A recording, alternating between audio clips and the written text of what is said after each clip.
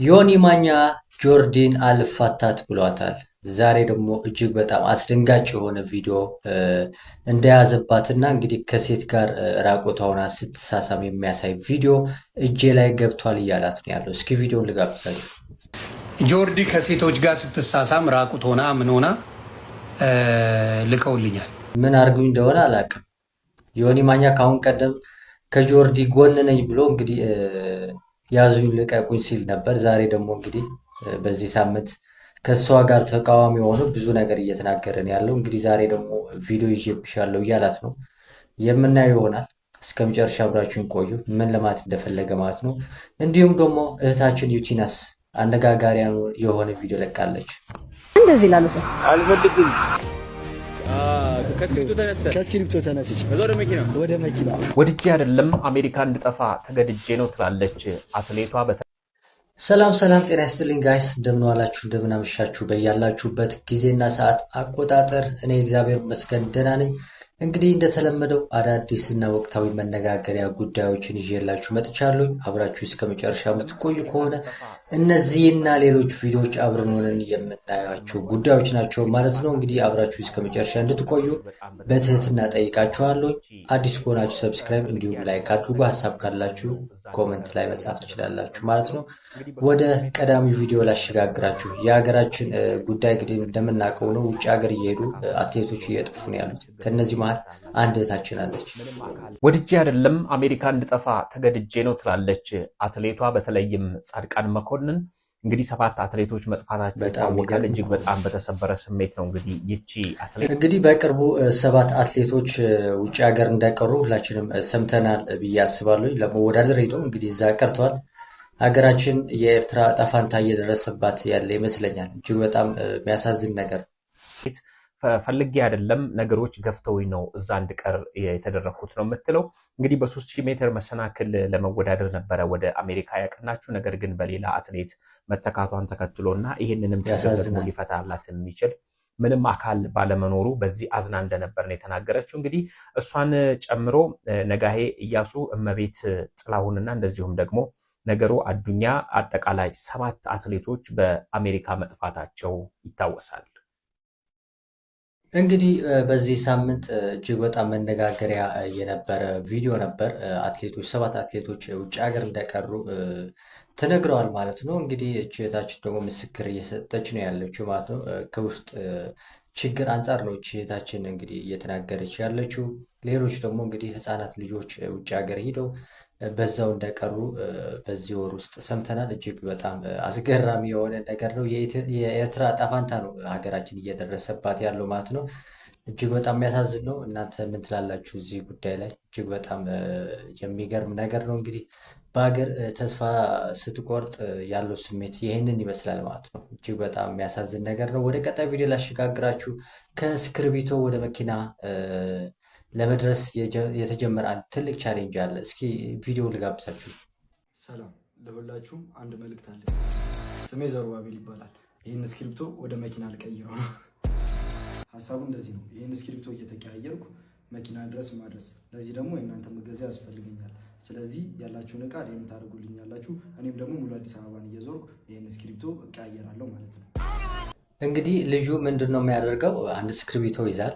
ከዛ በኋላ ደግሞ እናንተ ምናልባት እስክርቢቶ 50 ብር ቢሆን እናንተ ደግሞ እናንተ ጋር መጥቶ ይህንን እቃ ቀይርልን ሲላችሁ በ100 ብር ሊሆን ይችላል፣ ወይ ደግሞ በ200 ወይም በ1000 ብር ሊሆን ይችላል። እንደዛ እየቀየረ ከዛም ደግሞ 2000 እያለ መኪና ለመድረስ ነው ልጁ ያሰበ ያለው። እጅግ በጣም የሚገርም ትልቅ እቅድ ነው የያዘው። ከስክሪፕቶ ተነስች ወደ መኪና ማይታመን ስክሪፕቶ ወደ መኪና የመቀየሩ ቻሌንጅ ዛሬ ኦፊሻሊ ተጀምሯል ማለት ነው። አሁን 4 ኪሎ ነን፣ እየዞርን ይህን ስክሪፕቶ ወደ መኪና እንቀይራለን ማለት ነው። አብራችሁ ነው። ሰላም ነው። ስክሪፕቶን ወደ መኪና የመቀየር ቻሌንጅ ጀምሬ ነበርና ዛሬ ዴዋን ነው። መጀመሪያ ደግሞ ያገኘኋችሁ እናንተን ነው እና ይህን ስክሪፕቶ መሸጥ አይቻልም ምናምን እና ወደ መኪና ልቀይር ቻሌንጅ ጀምሬያለሁ እና ኤኒቲንግ ኦፈር የምታረጉት ካለ በዚህ ስክሪፕቶ ፋንታ ኤኒቲንግ ኦፈር የምታረጉት ገብታችኋል። ወደ መኪና ማለት ነው። ምንድነው አልገባኝም ሐሳቡ። ይሄን እስክሪብቶ ሳልሸጠው ኤክስቼንጅ እያደረኩ መኪና ድረስ መድረስ ማለት ነው። እያሳደገው በመለዋወጥ ልዌ ማለት ነው። ዘመናዊ ከእስክሪብቶ ተነስሽ ወደ መኪና ሊምቢግ እሱ አንተ በምን ትለውጣለህ? ኤኒቲንግ ሌላ እስክሪብቶ የሚቻል በነገራችን ላይ ትልቅ እድል ነው እኮ አቅም ካለ ብንቀይር። ኦኬ 500 ሊትራሊ ስለማይቻል የሆነ ሜቢ ኖትቡክ ሊሆን ይችላል። ሶ ከስቴሽነሪ የሆነ ነገር እንግዲህ ከ50 ብር ወደ 500 ተሸጋግረዋል ማለት ነው። ይህን ኖትቡክ እንግዲህ 500 ብር ነው ማለት ነው። በጣም አመሰግናለሁ ማለት ነው። አሜን። 450 ትርፍ አግኝተዋል ማለት ነው። ዛሬ እንደ ዴዋን አሪፍ ቀን ነበረ። ከስክሪፕቶ ተነስተን የመጀመሪያ ትሬዳችንን ኖትቡክ አግኝተናል። እናንተም ደግሞ ትሬድ የምታደርጉት ነገር ካለ ኮመንት ላይ አስቀምጡልኝ ወይም ደግሞ ዴም አድርጉኝ። አመሰግናለሁ። ስክሪፕቶን ወደ መኪና የመቀየሩ ቻሌንጅ እንደቀጠለ ነው። ኖትቡክ ላይ ደርሼ ነበረ። ይህን ኖትቡክ ደግሞ ልቀያየር ኮመንት ላይ በደረሰኝ ኦፈር መሰረት ፒያሳ መጥቻለሁ። እንግዲህ ተሳክቶለት ከእስክርቢቶ ወደ ሌላ ቦታ ሄዷል። እንግዲህ እንደምትመለከቱት ማለት ነው። ቻሌንጅሽን ምናምን አይቼዋለሁ። ታረጊዋለሽ ደግሞ እኔ ደግሞ ሀሌታ ፋሽን በሚለው ይዤልሻለሁ። ፒያሳ ነው ያለነው። በፈለገው ከለር ምናምን ነገር መጥቶ የሚቀይርልህ ሰው ይሄኛውን እቃ እንትን የሚቀይርልህ ሰው በፈለገው ከለር ደግሞ እኔ ራሴ እቀይርለታለሁ። እኛ ጋር መጥቶ ከወሰደልሽ ማለት ነው። እና በርቺ። ይሄ 2000 ብር ነው የሚሸጠው። ልብሱን ከፈለገ ወስዶ መቀየር ይችላል። ሌላም ከለር አለው። ይሄው በዚህኛውም ከለር አለው። መጥቶ መውሰድ ይችላል። እና አግዟት። ታሳትፏለች ደግሞ ብራዘር እንግዲህ ከ500 እና 2000 ዛሬ በፒያሳ አሪፍ ኤክስቼንጅ ነበረኝ። እናንተም ደግሞ ያላችሁን እቃ ኮመንት ላይ ላኩልኝ ወይም ደግሞ ዴም አድርጉልኝ። እስክሪፕቶ ወደ መኪና የመቀየሩ ቻሌንጃችን አሁንም እንደቀጠለ ነው። ዛሬ ደግሞ በደረሰን ኦፈር መሰረት ቦሌ አካባቢ ተገኝተናል። እንግዲህ ከ500 2000 አድገዋል ማለት ነው። እንግዲህ ይሄ ደግሞ እንግዲህ ብዙ ቪዲዮዎች የቆራረጥኳቸው አሉ። እንግዲህ እነሱ ታሳቢ አድርጋችሁ ምን ላይ እንደደረሰ ደግሞ እንየው እስኪ ይህንን ቪዲዮ። ፈርኒቸር ውስጥ ገብተዋል። አሁን ያለነው በዱባይ ፈርኒቸር ቦሌ ብራንች ነው። የያዝኩ ሀሳብ ትልቅ ነው። በጣም ስለወደድ ነው እና ወጣቶችንም ማበረታታት ነው ብለን ስላሰብን የተለየ ወፍር አቅርበንልሃል። ትንሽ ከፍም ልናደርጉ አስበናል። እንግዲህ ዛሬ የምንሰጠው ኦፈር ይሄ የተቀመጥንበት ሶፋ አለ፣ እንዲሁም ለፊታችን ያለው አልጋ አለ። ከዛ ደግሞ ከላይ የተለጠፈው የኮንፈርቱ አለ። ወደ ዋጋቸው ስንመጣ ሁለታችን የተቀመጥንበትን ሶፋ 107,000 ብር ያወጣል። እንዲሁም አልጋው 160,000 ብር ያወጣል። ከላይ የተነጠፈው ደግሞ ኮንፈርት 70,000 ብር ያወጣል። ያ ማለት ይህን ኮፊ ቴብል እና የአልጋውን ፍራሽ አይጨምርም። በአጠቃላይ 333,000 ብር የሚያወጣ እቃ እንግዲህ ኦፈር አድርገናል። ከዚህ በኋላም አንድ ቃል የምገባለ ነገር ይሄ በዚህ የምናቆመ ድጋሚ እንደምንገናኝ ተስፋ አለኝ።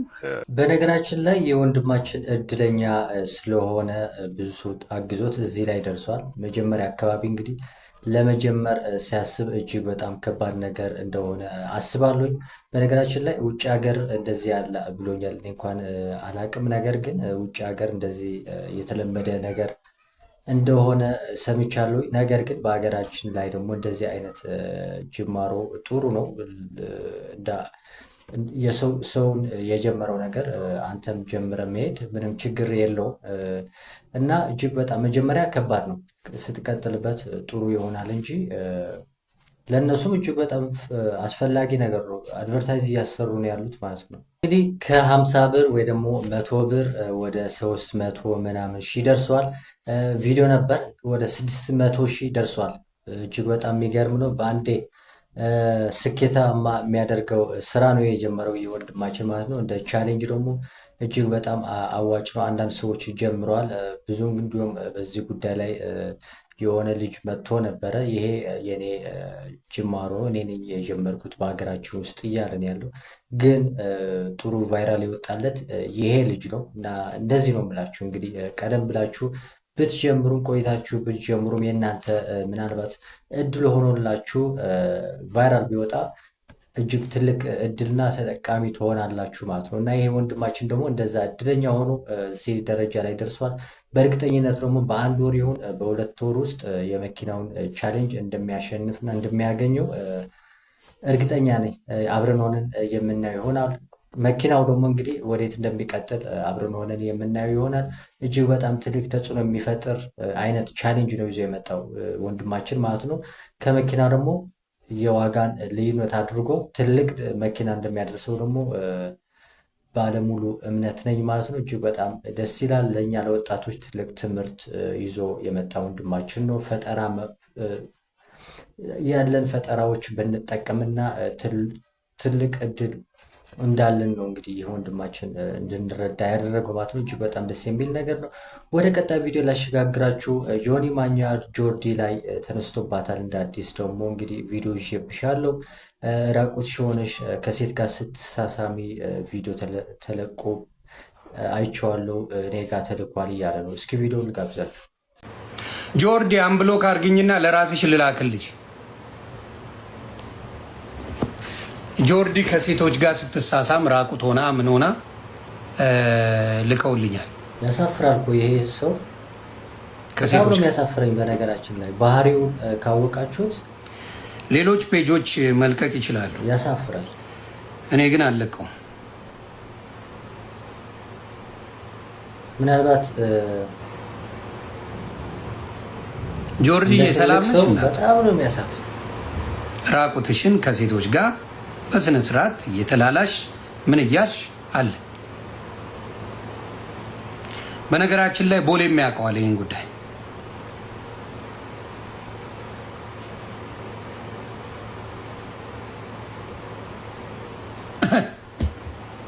አይ ማሳየት አይቻልም፣ ይዘጋል።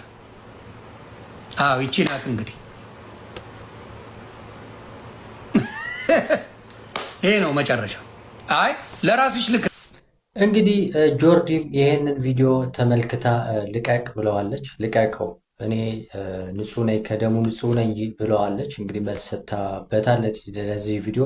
ነገር ግን ዮኒ ማኛ የሚሰራው ስራ እኔ በደንብ አድርጌ ስለሚገባኝ የእሱ አካሄድ እጅግ በጣም የሚያሳፍርና ለሰዎች ደግሞ እጅግ በጣም የሚጎዳ አካሄድ ነው የሚሄደው። ዮኒ ግን እንደ አሪፍ እንግዲህ ገልበጥ ገልበጥ እያለ ከሁኔታዎች ጋር እየተገላበጠ የሚኖር ሰው ነው። ምናልባት ከጃኒ እና አዶናይ ጋር የነበረው ቆይታ ታውቃላችሁ። ከጆን ዳንኤል እና ከጃኒ ጋር የነበረው እንዴት አድርጎ ጃኒ ሲወቅሳት የነበረ፣ ከዛ በኋላ ደግሞ ተገልብጦ ደግሞ ጆን ዳንኤልን መሳደብ ጀምሮ ነበረ። ምክንያቱም ቢዝነሱ ገበያ ወደ ጃኒ ስላደላ ጃኒን መደገፍ ጀምሮ ነበር እና የዮኒ ማኛ ስራ ይሄ ነው። እንግዲህ ቪዲዮውን ይልቀቀውና አብረን ሆነን የምናየው ይሆናል ማለት ነው ጋይስ። እጅግ በጣም የሚያሳፍር ነገር ነው የዮኒ ማኛ አካሄድ። ምን ትላላችሁ? የእናንተ ሀሳብና አስተያየት መስጠት ትችላላችሁ እዚህ ጉዳይ ላይ። ወደ መጨረሻ ቪዲዮ ላሸጋግራችሁ። ዩቲናስ እጅግ በጣም የሚያሳዝን አጋጣሚ ገጥሟታል። እስኪ ይህን ቪዲዮ ልጋብዛችሁ። ብርድ ልብስ ላሉት ግድ የለትም። አይ ችግር የለውም። እኔ ብቻ በቃ ልበሱ፣ ደስ ይበለን። ምንም አያገባ አልገባትም። እሳቸው ሌላ ነው እያሰቡ ያሉት፣ እሷ ደግሞ አልተረዳቸዋቸውም ያስቡት ነገር እሳቸው ማለት ነው። ዝም ብዬ ብቻ ላሉት እንደዚህ ላሉት አልፈልግም በቃ ቁጭ ይበል። እሺ ብር ወድቆበታል እዛ ጋር ውሰጂው አሏት። ቁጭ ይበል። እሺ እንደዚህ ምን አገባኝ። በቃ ቁጭ ይበል። ያው እዚህ ጋር ቁጭ ይበል። እሺ ደህና ሁኑ። እንግዲህ ጋይስ የነበረኝ ቆይታ ይሄንን ይመስላል። የዩቲናስ እህታችን ቪዲዮ እንግዲህ አንዳንዴ ምን አለ እኔ ሀሳብ ለመስጠት እዚህ ጉዳይ ላይ ሰው እንግዲህ እኛ አባት እንደምንመለከታቸው በዛ ብርድ ዝናብ ዘንቦባቸው እንደምንመለከተው ውጭ ነው ያሉትና ይህ ብርድ ልብስ ቢሰጣቸው ለእሳቸው ትርጉም እንደሌለ ነው የተረዳሁት። ምክንያቱም ዝናብ እሳቸው ጋር ይዘንባል፣ እንግዲህ ልብሱ ይረጥባል ማለት ነው። ስለዚህ ለእሳቸው ምንም አገልግሎት አይሰጥም ማለት ነው። ለአንድ ቀን ሊሆን ይችላል፣ ግን ትርጉም የለውም። እንደዛ ነው የተረዳሁት። አንዳንዴ ደግሞ እንግዲህ ሰው ከረሃብ ከልብስ ማጣት በላይ ደግሞ ሰውን የማጣት ነገር ይጎዳናል ሁላችንንም። እና እንግዲህ የእሳቸው እንደተረዳሁት ከሆነ ልብስ አይደለም የሚፈልጉት፣ ምግብ አይደለም የሚፈልጉት። ነገር ግን እኛ አባት የሚፈልጉት እንግዲህ እንደተረዳሁት ከሆነ ሰው የሚፈልጉ ይመስለኛል። እና ምናልባት ዩቲናስ ጎበዝ ሆና አስባበት እኚህ አባት ከዚህ ጎዳና ብታስወጣቸው እና የሆነ ቻሌንጅ ጀምራ የእሳቸው ቤት ወይ ደግሞ መጦሪያ ቤት ብትወስዳቸው እጅግ በጣም ትልቅ ነበር። ነገር ግን እኔ እንጃ ያሰበችው አይመስለኝም። እጅግ በጣም የሚያሳዝን ቪዲዮ ነበረ የተመለከትነው ማለት ነው። እህቴ ዩቲናስ እጅግ በጣም ጥሩ ነገር ነው የምታደርጊው። ነገር ግን እንደዚህ አይነት ነገሮችን ብናስብ ጥሩ ነው። ጊዜያዊ ሳይሆን ዘላቂ የሆነ መፍትሄ ብንፈጥር ጥሩ ነው ብዬ አስባለሁኝ። ጋይስ እንግዲህ የእናንተ ሀሳብ ምን ይመስላችኋል? እዚህ ጉዳይ ላይ እኚህ አባት ለምን እንዲህ ያሉ ይመስላችኋል? እንግዲህ ተቆጥተው ስትሰጧቸው አልቀበል ሲል ምን የጎደለው ይመስላችኋል? እንግዲህ የእናንተ ሀሳብና አስተያየት መጨመር ትችላላችሁ እዚህ ጉዳይ ላይ ማለት ነው። ጋይስ የነበረን ቆይታ ይህን ይመስላል። አዲስ ከሆናችሁ ሰብስክራይብ እንዲሁም ላይክ አድርጉ። ሀሳብ ካላችሁ ኮመንት ላይ መጻፍ ትችላላችሁ ማለት ነው። ቸር ያሰማል።